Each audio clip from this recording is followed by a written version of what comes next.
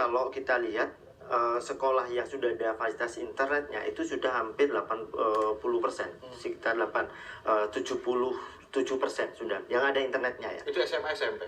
Mulai SD sampai SMA SMK.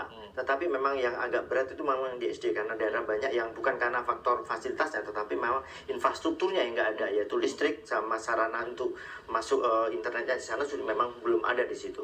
Sehingga ini adalah salah satu ini bukan problemnya di Kementerian Pendidikan, mestinya problem di kementerian lain, SDM ataupun Kominfo yang saya itu. Pak Ari, kalau ternyata ada efek samping, ini kan tidak menyasar juga ke sekolah swasta. Sekolah swasta tidak dizonasi kan? Betul. Artinya ketika ada peluang seperti ini, para pihak swasta melihat, oh ini peluang bisnis, memperkuat kualitas pendidikan dengan begitu cepat, nanti akan beralih ke sekolah swasta, anak-anak, lalu kemudian terjadi industrialisasi pendidikan, ini efek negatif juga loh Pak. Ya, apa yang diantisipasi? Kita tidak bisa mengelak dari efek negatif, karena setiap policy selalu ada yang disebut efek positif dan efek negatif.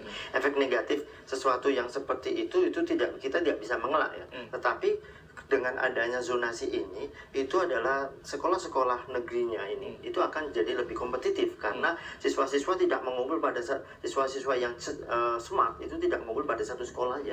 Selama ini kan itu mengumpul pada satu sekolah. Sekarang semua sekolah itu ada anak-anak yang brilian di situ.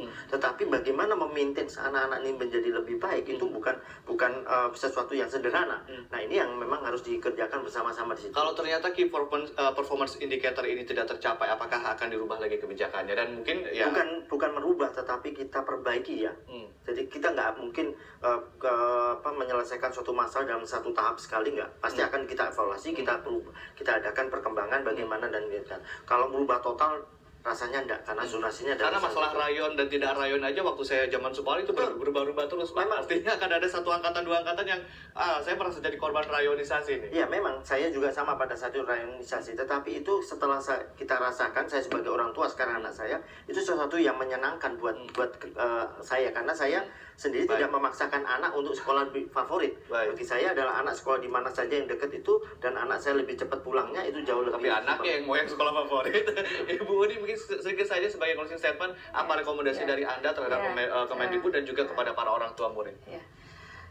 Sekali lagi sebenarnya yang ingin saya tekankan di sini adalah koordinasinya juga sangat belum bagus. Misal ya, Kemenag itu masih dengan menggunakan tidak zonasi, padahal Kemenag itu punya sekolah yang sangat besar.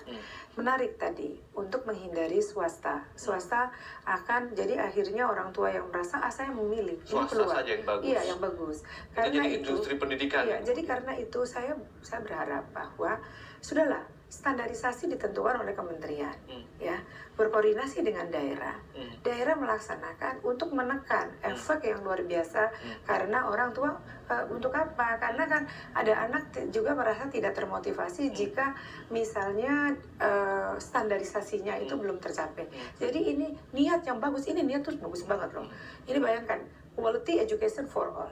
Nah, tapi sekali lagi karena di standar sarana, guru terutama guru ini saya ingin memberikan highlight bahwa pelatihan kompetensi guru hampir nggak ada secara merata karena mereka harus masuk pada guru-guru pembelajar yang secara mandiri. Itu jadi harus menjadi masukan.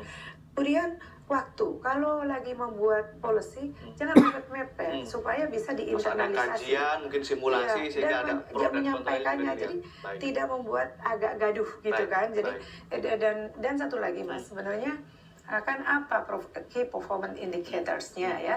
Evaluasi dan monitoring dan evaluasi itu dengan sejumlah kriteria. Di mana kriterianya diharapkan jangan city minded, jangan ini perkotaan begini.